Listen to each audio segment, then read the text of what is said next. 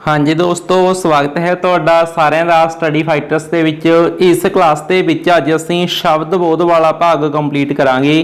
ਤਾਂ ਵਿਆਕਰਨ ਦੇ ਅਸੀਂ ਨੇ 4 ਭਾਗ ਪੜ੍ਹੇ ਸੀ ਪੰਜਾਬੀ ਵਿਆਕਰਨ ਦੇ, ਜਿਸ ਦੇ ਵਿੱਚੋਂ ਪਹਿਲਾ ਭਾਗ ਸੀ ਧੁਨੀ ਬੋਧ, ਜੋ ਆਪਾਂ ਪਹਿਲਾਂ ਵਾਲੀ ਕਲਾਸ ਦੇ ਵਿੱਚ ਪੂਰਾ ਕਰ ਚੁੱਕੇ ਹਾਂ। ਤੇ ਅੱਜ ਅਸੀਂ ਨੇ शब्द बोध वाले टॉपिक ਨੂੰ ਕੰਪਲੀਟ ਕਰਨਾ ਹੈ। ਤਾਂ ਵਿਆਕਰਨ ਦਾ ਜੋ ਭਾਗ ਹੈ ਜੀ शब्द बोध, ਕਾਫੀ ਲੰਮਾ ਭਾਗ ਹੈ, ठीक है। तो इस दे विच आपां की करते हैं जी शब्द श्रेणियां नूं डिस्कस करते हुंदे आ। व्याकरण दे जिस भाग विच शब्दां दा अध्ययन किया जाता है उसनूं शब्द बोध कहा जाता है, ठीक है जी।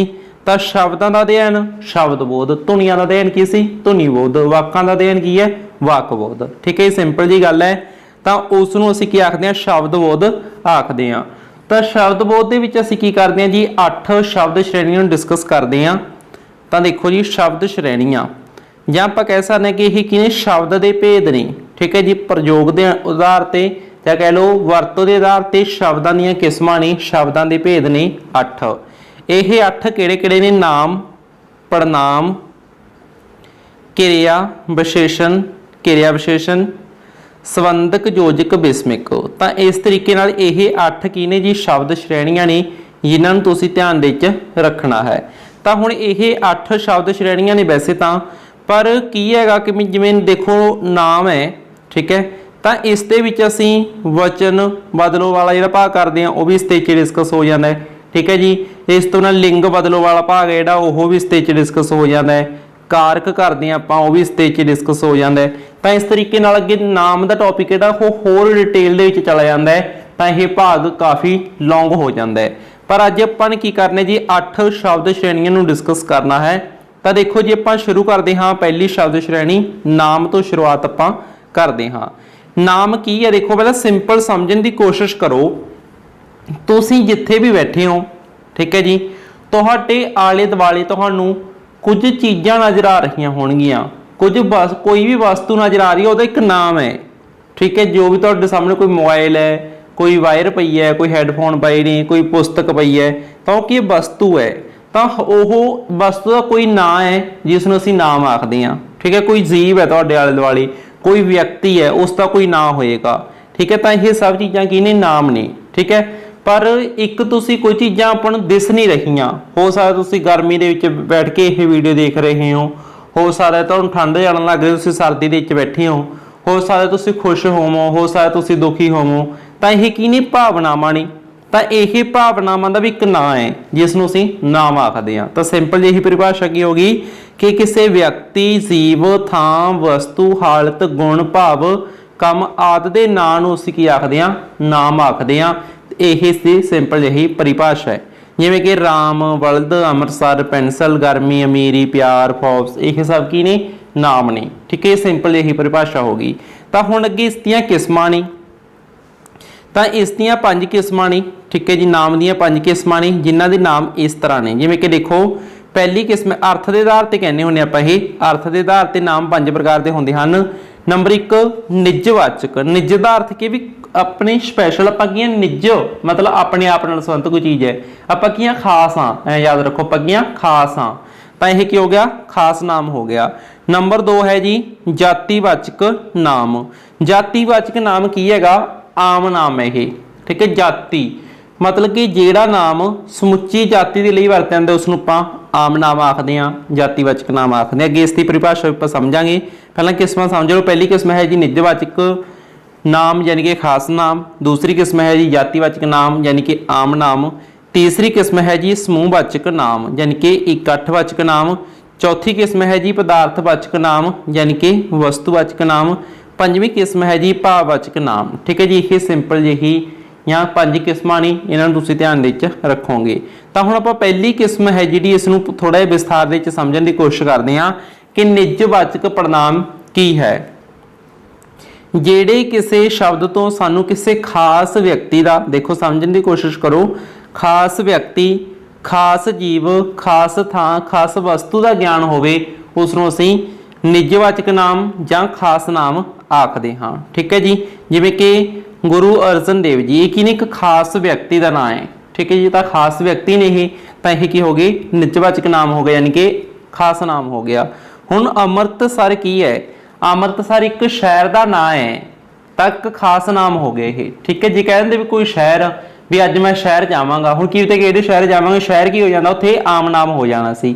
ਪਰ ਮੈਂ ਕਹਾਂ ਮੈਂ ਅੰਮ੍ਰਿਤਸਰ ਜਾਵਾਂਗਾ ਤਾਂ ਅੰਮ੍ਰਿਤਸਰ ਜਾਵਾਂਗਾ ਮਤਲਬ ਅੰਮ੍ਰਿਤਸਰ ਉੱਥੇ ਖਾਸ ਥਾਂ ਦਾ ਨਾਂ ਲੈ ਲਿਆ ਮੈਂ, ਇਹ ਕੀ ਹੋ ਗਿਆ, ਖਾਸ ਨਾਮ ਹੋ ਗਿਆ। ਸਤਲੁਜ ਆਪਾਂ ਕਹਿ ਦਈਏ ਵੀ ਫਲਾਣੇ ਦਰਿਆ ਦੇ ਵਿੱਚ ਹੜ੍ਹ ਆਇਆ, ਵੀ ਦਰਿਆਵਾਂ ਦੇ ਵਿੱਚ ਹੜ੍ਹ ਆਇਆ ਹੋਇਆ, ਇਹ ਇੱਕ ਆਮ ਗੱਲ ਹੈ। ਪਰ ਮੈਂ ਕਹਾਂ ਵੀ ਸਤਲੁਜ ਦੇ ਵਿੱਚ ਹੜ੍ਹ ਆਇਆ ਹੋਇਆ ਤਾਂ ਇੱਥੇ ਕੀ ਹੋ ਗਿਆ, ਖਾਸ ਬਸ ਚੀਜ਼ ਦਾ ਨਾਂ ਹੈ, ਖਾਸ ਦਰਿਆ ਦਾ ਨਾਂ ਹੈਗਾ ਉਹ। ਠੀਕ ਹੈ, ਤਾਂ ਇਹ ਕੀ ਹੋ ਗਿਆ, ਇੱਕ ਖਾਸ ਨਾਮ ਹੋ ਗਿਆ।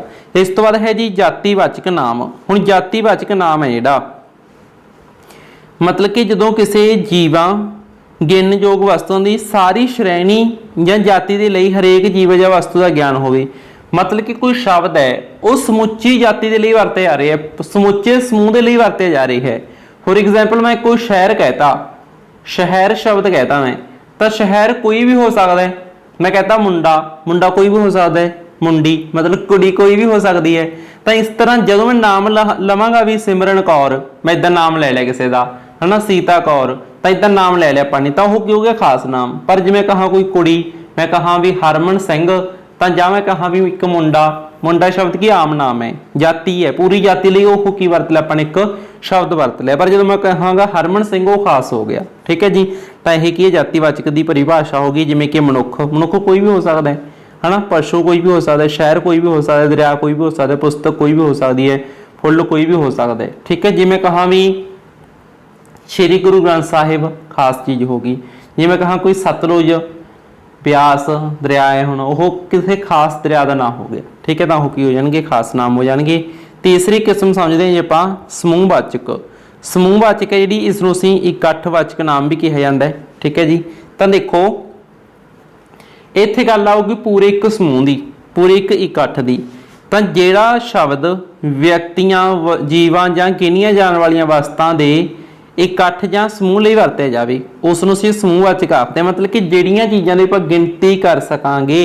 ਹੁਣ फौज है, फौज ਦੇ ਵਿੱਚ ਕਿੰਨੇ फौजी ने ਉਹਨਾਂ ਦੀ ਗਿਣਤੀ ਹੋ ਜੂਗੀ, ਹੈਗਾ ਤਾਂ ਇੱਕ ਇਕੱਠ ਹੈ, ਉਹ ਸਮੂਹ ਹੈ ਪੂਰਾ, ਪਰ ਉਹਨਾਂ ਦੀ ਗਿਣਤੀ ਹੋ ਜੂਗੀ। ਟੀਮ ਹੈ, ਟੀਮ ਦੇ ਵਿੱਚ ਕਿੰਨੇ ਖਿਡਾਰੀ ਨੇ, ਗਿਣਤੀ ਹੋ ਜੂਗੀ। ਟੋਲੀ ਹੈ, ਜਥਾ ਹੈ, ਜੰਜ ਹੈ, ਵਗ ਹੈ, ਹੇੜ ਡਾਰ, ਇਹ ਸਭ ਕੀ ਨੇ, ਇਕੱਠਵਾਚਕ ਨਾਮ ਨੇ।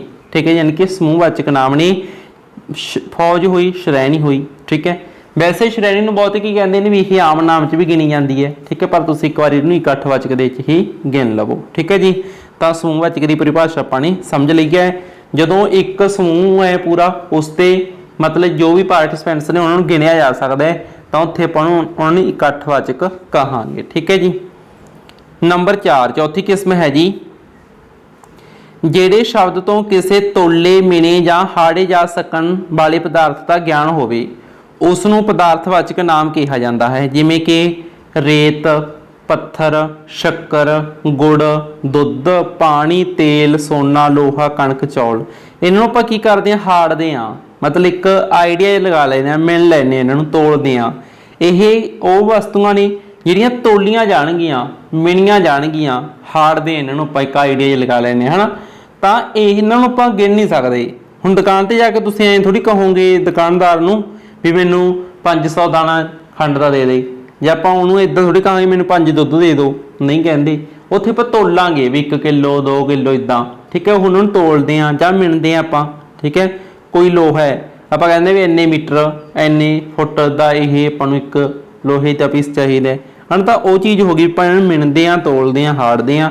ਇਹ ਕੀ ਨੇ, ਪਦਾਰਥਵਾਚਕ ਨੇ। ਠੀਕ ਹੈ ਜੀ, ਇਹਨਾਂ ਨੂੰ ਆਪਾਂ ਕੀ ਆਖਦੇ ਹਾਂ, ਵਸਤੂਵਾਚਕ ਵੀ ਆਖ ਦਿੰਦੇ ਹਾਂ। ਇਸ ਤੋਂ ਬਾਅਦ ਹੈ ਜੀ ਪੰਜਵੀਂ ਕਿਸਮ ਭਾਵਵਾਚਕ ਨਾਮ। ਇਹ ਬੜਾ ਈਜ਼ੀ ਹੈ।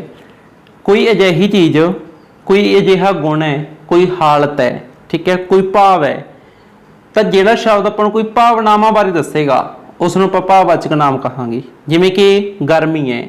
ਹੁਣ ਗਰਮੀ ਕਿਸੇ ਨੇ ਦੇਖੀ ਨਹੀਂ, ਕਿਸੇ ਨੇ ਫੜੀ ਨਹੀਂ, ਜਸਟ ਉਹ ਮਹਿਸੂਸ ਕੀਤੀ ਹੈ, ਪਸੀਨਾ ਆ ਰਿਹਾ, ਗਰਮੀ ਹੈ, ਕੰਬਣੀ ਚੱਲ ਰਹੀ ਹੈ, ਠੰਡ ਹੈ।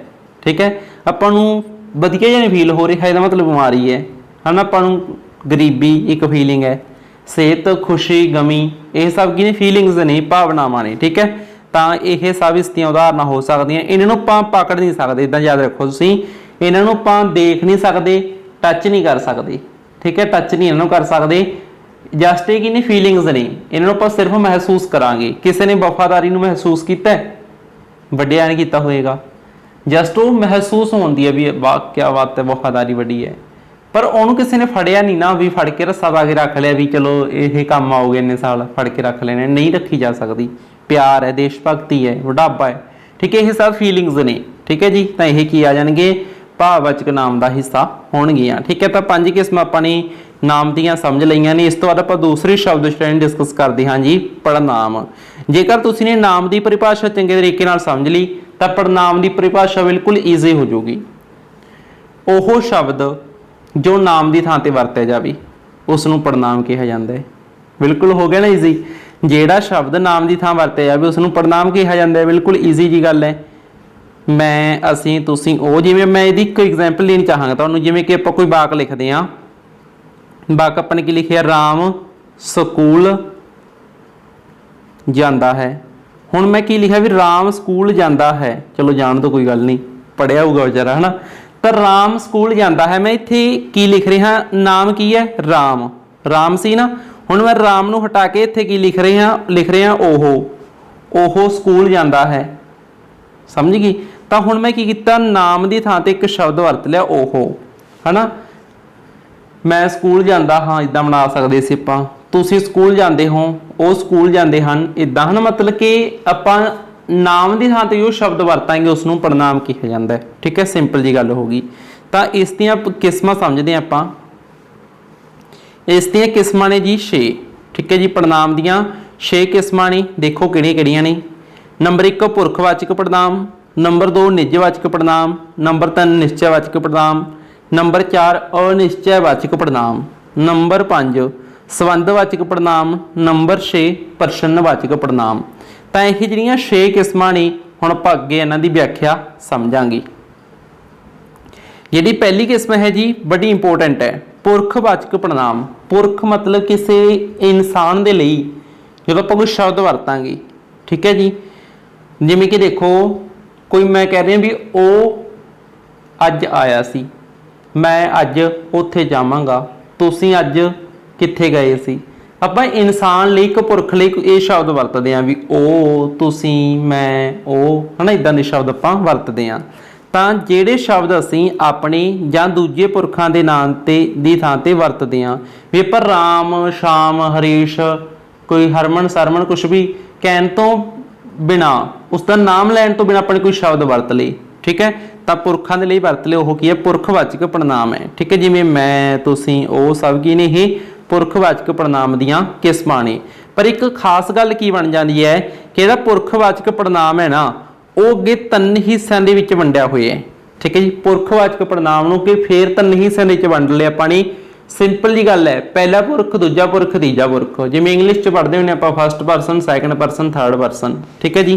तो पहला, दूजा, तीजा पुरख है, पर इन्हां दे कुछ नाम होर भी रख लए। जिवें कि पहला पुरख इहनूं आपां की आखदे हां उत्तम पुरख, ठीक है जी। दूसरा की है मध्यम पुरख, ठीक है जी। तो तीसरा की है अन्य पुरख, ठीक है जी। ये 3 किस्मां ने पुरखवाचक पड़नाम दी। कितनियां किस्मां ने, इदां ही क्वेश्चन पूछा जा सकदा है अगे, कितनियां ने जी 3 ने, ठीक है। तो हुण किहड़ियां ने आपां इन्हां दी व्याख्या समझदे हां। नंबर 1 देखो जी, पुरख पहला पुरख उत्तम पुरख कहने जिन्हों आपां, जिहड़ा पुरख गल करदा है उसनूं उत्तम पुरख जां पहला पुरख कहा जाता है। जिवें मैं, मैनूं, असीं, साडा, यह सब की ने जी उत्तम पुरख दियां उदाहरणां ने। जिवें गल सुनो, मैं बोल रहा, तो मैं शब्द की है पहला पुरख है, यानी कि उत्तम पुरख है।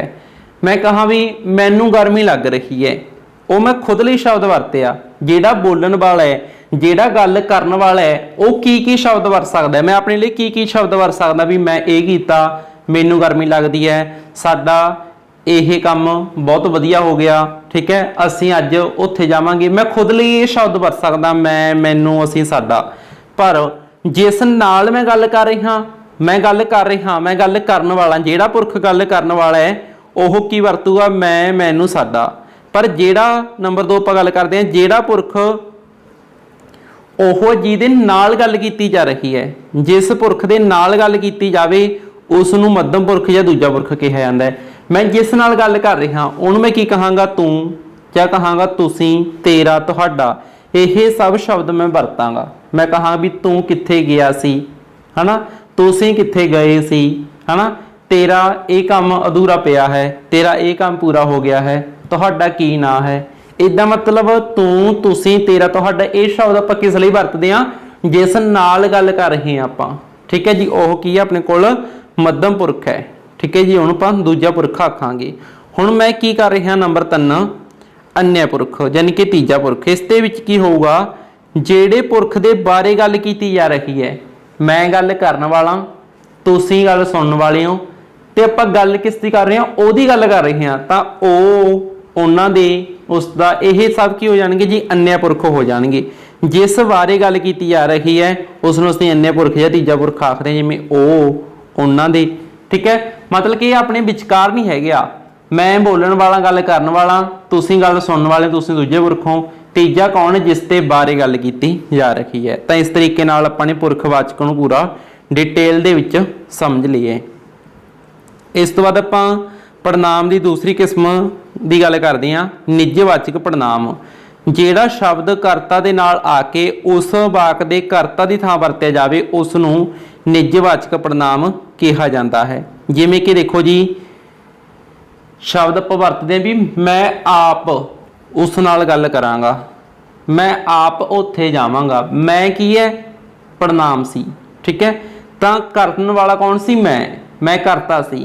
करता दे नाल आपां ने एक शब्द होर वरत लिया, वो भी खुद लिए निज लिए वरते, वो भी मैं निज लिए वरते आपस च, है ना, मुंडे आपस विच लड़ पे, मुंडे की ने करता नहीं। ठीक है, तो करता दे नाल एक निजता प्रगटाउण दे लई होर शब्द वरत्या गया, जिवें आपस शब्द वरत्या गया, इत्थे मैं दे नाल आप शब्द वरत्या गया। तो यह किस चीज़ नूं प्रगट कर रहे हैं, निज नूं प्रगट कर रहे हैं भी मैं आप यह चीज़ तैयार की है, मैं आप ये काम करके आया, मतलब कि निजता लई है वह शब्द। ठीक है जी, जिस जिहड़ा शब्द करता दे नाल आके उस वाक दे करता की थां वरत्या जावे उसनूं निजवाचक पड़नाम कहा जाता है। आप ते आपस यह की ने इस दे विच निजवाचक पड़नाम दीआं उदाहरणां ने, इन्हां नूं तुसीं नोट कर सकते हो। ठीक है जी, तो दूसरी किस्म बड़ी ईजी सी। ठीक है, निजवाचक पड़नाम। इस तो बाद आपां तीसरी किस्म समझते हाँ जी, निश्चयवाचक पड़नाम। निश्चय का अर्थ की भी निश्चित, पक्का पता है चीज़ का, पक्की जानकारी है, पक्के भरोसेयोग सूत्रां तो गल पता लगी है। जेड़े पड़नाम किसी दूर या नेड़े की दिसती चीज़ यानी कि निश्चित है, जी पक्का पता है पर उसका, तो निश्चित चीज़ वाले इशारा करके उसके नां की थां वरते जाते हैं, उन्होंने शब्दों को असीं की आखते हैं जी, निश्चयवाचक पड़नाम कहते हाँ। जिवें कि आपां कहते हैं भी आ की है ना, तो ਉਹ की मतलब कि नेड़े कोई चीज़ पई सी, पर निश्चय नाल की है भी ये हो सकता अपने हथ ला के कहा होवे, है ना, जिवें कह सकते हैं आप ये बड़ा सोहना चित्र है, तो ये मतलब हो सकता उन्होंने टच करके हथ ला के कह रहे हो भी ये बड़ा सोहना चित्र है। ठीक है, तो निश्चित गल है उत्थे, तो निश्चितता की गल आऊगी तो की होगा जी, निश्चयवाचक पड़नाम होएगा। ठीक है जी, तो इस तो बाद आप समझते हाँ अनिश्चयवाचक। अनिश्चयवाचक दे विच की होगा, कोई गल आपां नूं फिक्स नहीं पता। अनिश्चय का मतलब ही आपां सिर्फ आइडिया लगा रहे हैं, जस्ट आपां एक गैस कर रहे हैं किसी चीज़ नूं। जे आपां कह दिंदे भी अज कई जने क्लास विच गैर हाजिर ने, कई का मतलब भी पक्का नहीं पता, 1 2 3 4 5 किन्ने ने, कई मतलब अपने एक रस्सा वड्डता, ठीक है, जूड़े वड्डता, कई शब्द कह के भी अपन गिनती कोई पक्का नहीं पता, मोरे निकल गए अपन। ठीक है, ਜਿਹੜੇ शब्द पड़नाम शब्दों तो किसी व्यक्ति, स्थान, वस्तु आदि का स्पष्ट या निश्चय पूर्वक ज्ञान ना होवे, पक्का निश्चय नहीं होया, स्पष्ट ज्ञान नहीं होया, जस्ट अपन की किया एक उथे आइडिया लगाया है। ठीक है, तो यही की हो जाएगा अनिश्चयवाचक पड़नाम हो जाए। जिवें अनेकां, अपन कहता भी अनेकां बंदियां ने अपना चैनल सबसक्राइब किया है, अनेकां की ने, हो सकता है 500 जने हो सकता है 1000 जने हो सकता है 2000 हो, 5000 20000 हो, किन्ने हो, अनेकां। ठीक है, तो जा कर पर सैकड़े बंदे काम करते हैं, कई बंदे काम करते हैं, है ना, तो कोई आओ, कोई जना ये काम करो भी, कोई मतलब कि तो एक नूं कहा हो, 2 नूं कहा हो, कोई भी। ठीक है, उत्थे निश्चित जानकारी नहीं भी किस नूं कहा है। जिवें कई बार टीचर क्लास के कह दिंदा है कोई एक जना पाठ पढ़ो, वो सारे बच्चे एक दूजे के मूँह कनी झाकणगे भी किहड़ा पढ़ूगा, पर जदों निश्चित जानकारी देती अध्यापक ने, किसी एक बच्चे नूं मतलब मैं बांह फड़ के खड़ा कर लिया, कहता भी ये पाठ पढ़ूगा, ਤਾਂ ਉੱਥੇ ਨਿਸ਼ਚਿਤ ਜਾਣਕਾਰੀ ਹੋ ਗਈ, ਉਹ ਕਿ ਹੋ ਗਿਆ ਨਿਸ਼ਚयवाचक। ਜੇ कहता भी कोई जना पाठ पढ़ो है ना, तो इस तरह कोई मतलब उत्थे अनिश्चित स्थिति है, ठीक है। तो अनेकां कई कोई यह इसदियां उदाहरणां ने, जिवें कोई गीत गा रहा है, कई है ना, यह सब की ने जी अनिश्चयवाचक पड़नाम दियां उदाहरणां ने। इस तो बाद असीं समझदे हां जी संबंधवाचक पड़नाम। संबंध दे विच की होऊगा कि मतलब कोई रिलेशन उत्थे की करे जाऊगा, प्रगट होएगा। जिवें कि असीं कह सकते कि जिहड़ा शब्द नाम शब्द की थां वरते जावे, देखो पड़नाम जिहड़ा नाम की थां वरते जावे, योजक वांग दो वाकां नूं आपस विच जोड़े, उसनूं संबंधवाचक कहा जाता है। जे आपां ने कहता भी जो करेगा सो भरेगा, जो करेगा सो भरेगा। हुण जो शब्द ने की करता, संबंध जोड़ता भी जो करेगा सो भरेगा, है ना। जिसने ये काम किया है उन्होंने सज़ा मिलेगी। जिस जेड़ा व्यक्ति चंगे काम करेगा परमात्मा उसका भला करेगा। तो इस तरह जेड़ा शब्द ने की करता, दोनों वाकां नूं पूरी गल दा आपस विच की करता, संबंध प्रगट करता। जो जिस जेड़ा ये सब की ने जी संबंधवाचक पड़नाम दियां किस्मां ने, इन्हां नूं तुसीं ध्यान दे विच रखोगे। इस तो बाद है जी 6वीं किस्म प्रश्नवाचक पड़नाम। हुण प्रश्नवाचक पड़नाम की होगा, इहदे विच जिवें आपां कह दिंदे भी राम अज गैर हाजिर है। हुण आपां ने राम कहता, यह की है नाम है, राम की है नाम है। हुण मैं राम की थां ते एक शब्द वरतूंगा ते वाक दे विच प्रश्न पुछूंगा उस वाक दे ओह शब्द वरत के। जिवें मैं कहता अज कौन गैर हाजिर है, जे ये गल कही भी अज राम गैर हाजिर है, सिंपल गल है। हुण राम शब्द की सी, नाम सी, उते मारता मैं काटा, मैं कहूँगा कौन, अज कौन गैर हाजिर है, तो लास्ट में वाक दे लिखा होया वाक तो लगा दूंगा मैं क्वेश्चन मार्क, यानी कि प्रश्नक चिन्ह। हुण प्रश्न पूछा गया, पुछ-गिछ हुई है कोई, तब प्रश्न पूछा गया कोई पुछ-गिछ हुई है, तो इत्थे की हो गया कौन हो गया जी प्रश्नवाचक पड़नाम, ठीक है जी। जिहड़ा शब्द नाम की थां वरते जावे पर नाल ही उस द्वारा कोई पुछ-गिछ की जावे, कोई प्रश्न पूछा जाए, ठीक है, वह की प्रश्नवाचक पड़नाम है, ठीक है जी। मैं कौन, किसने, यह पेन किसने तोड़िया है, जे मैं कहा भी यह पेन हरमन ने तोड़िया है। हुण इत्थे सिंपल नाम हरमन सी, मैं हुण कहता भी यह पेन किसने तोड़िया है, पिछे लाता क्वेश्चन मार्क आपां ने, है ना। तो यह किसने की होगा, प्रश्न पूछा गया, पुछ-गिछ हो रही है ना, बाद में उन्होंने कोई सज़ा देवांगे, पुछ-गिछ हो रही है, केड़ा, किसने, कौन, यह शब्द की ने जी प्रश्नवाचक पड़नाम दियां उदाहरणां ने, इन्हां नूं तुसीं ध्यान दे विच रखोगे, ठीक है जी। यह हो गई अपनियां 6 किस्मां कंप्लीट।